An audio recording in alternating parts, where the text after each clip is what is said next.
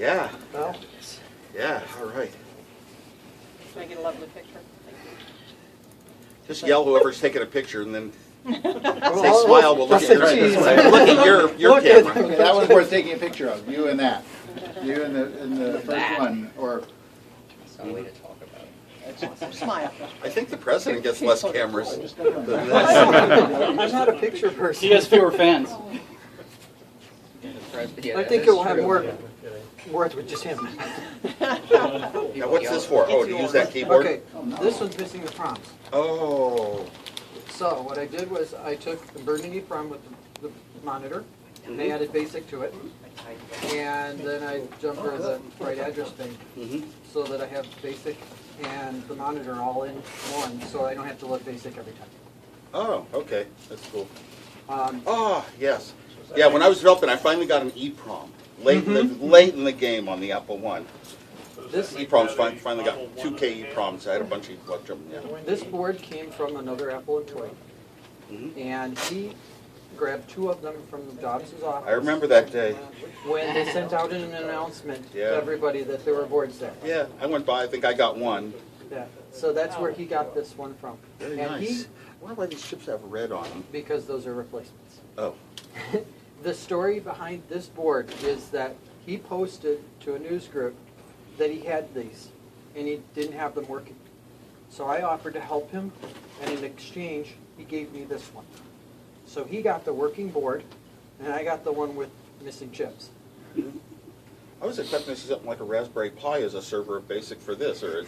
You know, those are really, to me, watching the demonstration and what the students at Northwestern are doing with the Pis. Uh-huh. They are very much the same thing as the Apple II was back then. Yeah. They're Wendell encouraging- Sanders takes his iPod and Yeah. uses it. Yeah. The cassette interface on this one does not like to be used. I can load about 128, 256 bytes at a time, and then it loses Yes. sync. I knew nothing about any of these things when I did them. They were all learning. I had no idea of how you do storage on cassette tape. Thought, well, you write out signals of 1 hertz or 2 hertz, 2 kilohertz, and you figure out ones are short and these are long, but it wasn't like a real proper technique of the analog ways. I'm surprised it worked. Yeah, I have a feeling that it's probably one of the replacement chips that I have isn't quite right, but over time I replace them with things that are, more like what the other ones, and hopefully at some point I'll get it stabilized. Cool. But I like to bring it out and let people type on it. It actually does. Oh, you got to run the BASIC on it. I Actually didn't got see that at BASIC. first, yeah. So people are welcome to come up and type on it if they want to type on it. I'm going to pass on that. I would only look stupid. I would only look stupid. But I remember PC-76, a show.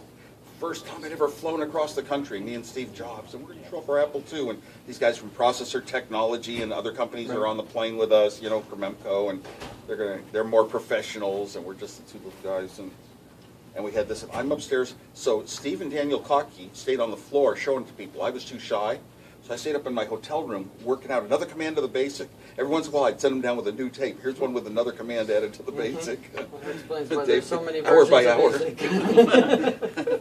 Well, there should have, yeah. The Apple I base, well, the problem is, even by then, before we had shipped an Apple I, we had the Apple II. We demoed it at that show to a guy late at night, so nobody could see it. So, so the Apple II was really the one to shoot for on the BASIC, but we finished the BASIC for the one. So you had the Apple II ready, at least to show, before you shipped any of the Apple Ones? Oh, yeah. Oh. This was at PC-76. We came in late at night because they had a guy had a projection TV. And I really wanted this digital color wasn't proper by any book on NTSC color. Wanted to see if it would work, and it worked on his projector late at night. But none of the other little startup computer companies we let see it. that reinforces my conviction that anytime you see something on the shelf, it's obsolete. Yeah, yeah. If it's already available to be bought, then it's pretty much obsolete. Something else is in the pipe. Yep. Well, the Apple II was a huge problem because we knew it was going to be so big a hit. We had no money to build it. You see, so we had to start shipping Apple I's. Cost us nothing. We got the parts on 30 days credit, built it in 10 days, and got paid cash at the store. There have been companies that have gone bankrupt because they announced too soon on something, and people say, well, I won't buy what you got now because I'm waiting for the stuff you're gonna do. No, that wouldn't have really affected us much, because we didn't sell very many Apple I's money-wise. Yeah. So, but we had no way to sell an Apple II. And we spent a long time searching for trying a formula to get money.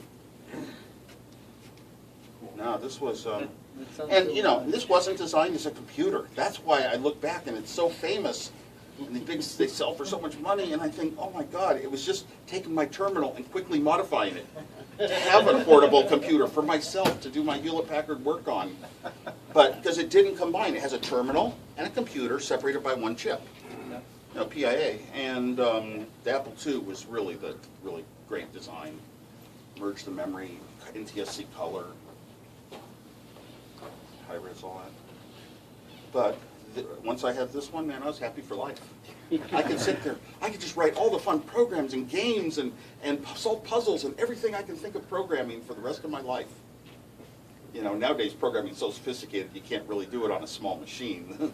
A lot of the major things, but you can still have the fun. Now you got an Apple II power supply for it. This one is missing some of the I power thought we had supply. the plus and the plus and minus 12 volts. We didn't use both of them, but if you plugged in a 6800 or a 6501, you needed both those supplies.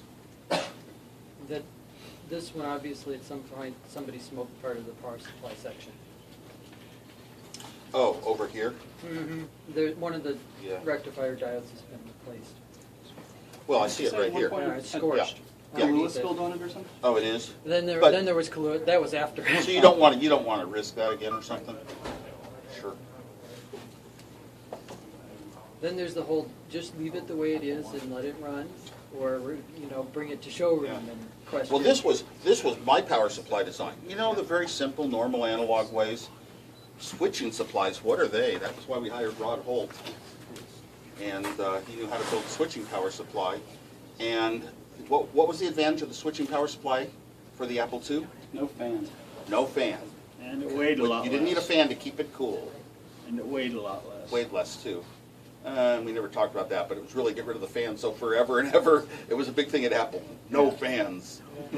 And I was informed that this one brings the power supplies, power up in the right sequence, so that you don't blow out some of the chips, the RAM in particular. That's one of the guys, the individual I obtained it from, actually advised me. I never heard of that He said, issue or problem. actually, I think it was more not to use some of the off-the-shelf supplies. Like I said, we actually didn't really lose chips of the TTL. The RAMs though were NMOS and the processor. The shift registers were what I was told. So the individual who I obtained. Oh, this one had. Oh yeah, the shift registers. Those little chips in the 2519 that buffered Yeah. one 8 times Yeah. around for 8 lines of dots. Yeah, those were the ones that blew out. Oh yeah, they're hard to get. Yeah. It's kind of only one source left. I have cans version. You have what? The can version. It's the TO package. Oh yeah. Oh really? Oh. Yeah.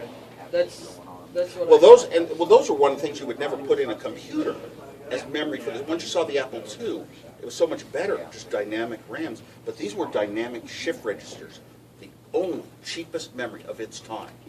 Because I was working at Hewlett-Packard, and whenever we had our dynamic registers on our chips, it took so few transistors. That's why it was all chosen for cheapness for a terminal that only had to talk 30 characters a second on a phone line. Right.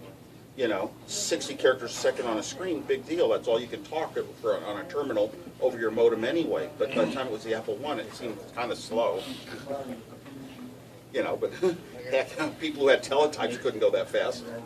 It's the reason why when you do Hello World and just repeat, it's Sure, yeah. Yeah, but think about it, teletype printing. The Insight type computers were all, you buy a computer with static RAM, you buy more RAM cards for the cost of a card, you buy cards that connect to a teletype that cost as much as 2 cars. And by the time you got it up to a programmable system, it was real expensive, and it was still slow, the teletypes. So, the Apple II, and also this one was designed in a way that I wanted to add. I'd already thought of the color technique. I wanted to add it to it someday, but because I started out with a terminal, I didn't exactly have the option, but I made sure that when I designed, that I used the color TV frequency crystal just to clock it all as the starting point. But then I started working out my schematics to add color, and it was 1 chip, 2 chips, 7 chips. It was starting to add up to so many chips. I said, wait a minute, that makes more sense to just do things from color up. And so I redesigned it as the Apple II. And I don't know where Randy's hand-wired one. I only hand-wired 2 of these Apple I's. And I swear to God, I hand-wired one. Yeah. Maybe he did some of the wiring like he says. I can't remember for sure, but I thought I did a lot of it. Maybe I taught him how to solder. I can't remember. But that would be so valuable to find. But, you know, we didn't think these things were worth anything. I don't know where my prototypes of the Apple I and Apple II are. Right. I think Apple lawyers might have snagged them for lawsuits, and they didn't return any of my notes on all the designs. All of that were all done before Apple even. No, never returned them. They got the boxes are at Apple, but they won't give them to me. Yeah, it's such old stuff. Who cares? I know, us, all of us. What? Yeah, All of us. right. Yeah, who cares for Apple? It doesn't have any. No, I know. Somebody wants to build an Apple II replica now, you know, and I'm all for it. But you know, getting Apple's permission, who knows? It's not that easy. They didn't have the rights to the Apple I design though. That was given out first, so. The funny thing about the Apple II replica is But they can't make a clone. You can't clone the Apple II. Well, the Apple I, and theoretically, no. But everything else, even the monitor ROM, yeah, it's public domain. in theory, I've actually got blueprints of the 2 and 2E motherboard. Sure, but those were all properly copied, taken Oh, care of yes. the copyrights. No, I know, but I ended up with a bunch of that stuff from Northern California. And thinking, if you had this box 20 years ago, the clone people would have gone nuts. Well, no, there were clones everywhere. I remember the Franklin clone. It was just the same PC board. The chips were in all the same places. Just a little And bigger. I just was shocked. How could engineers that are taught methods to design things just copy? Just like a Xerox machine. That wasn't right. You know, make a computer, that's fine, but... Yeah.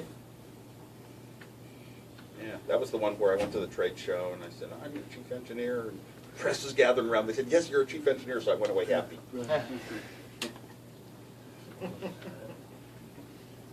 got the next session coming up. I hate to. This is quite something to see. Thank you. Yeah. I want to take a picture for myself. By You all- with this, you by all with this, means. and then let's get one together. Yes.